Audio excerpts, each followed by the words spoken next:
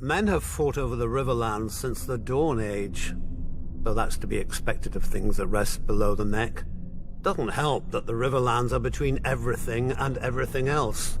The Westerland's gold, the Reach's grain, the Vale's rock, and the North's snow? House Mud once ruled as the kings of the rivers and hills, but after 1,000 years their line was exhausted and fell to the Storm Kings, who fell to the Ironborn.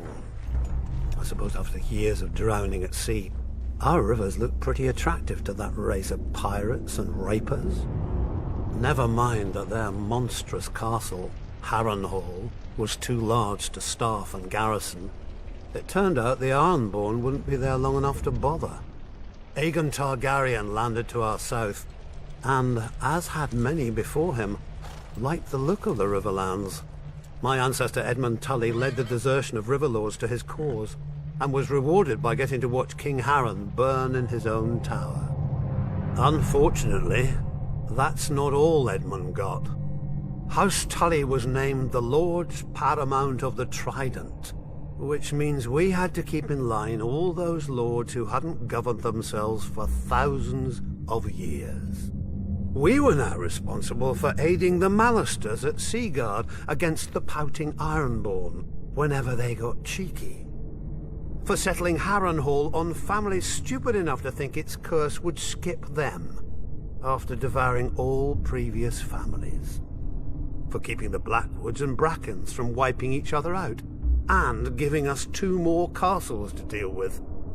For keeping the Freys in their place and out of others' pockets.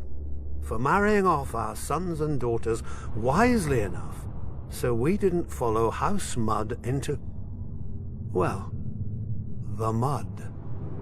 Yet under the Targaryens, the Riverlands knew a peace we hadn't had for centuries, if ever. But like all good things, sooner or later it all goes to shit.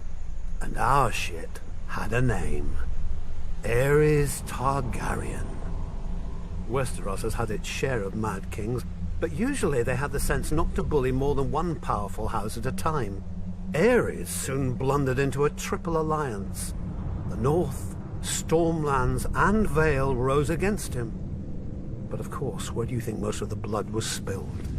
My brother Hoster guaranteed the answer to that with the marriage of my niece to Eddard Stark, the Warden of the North.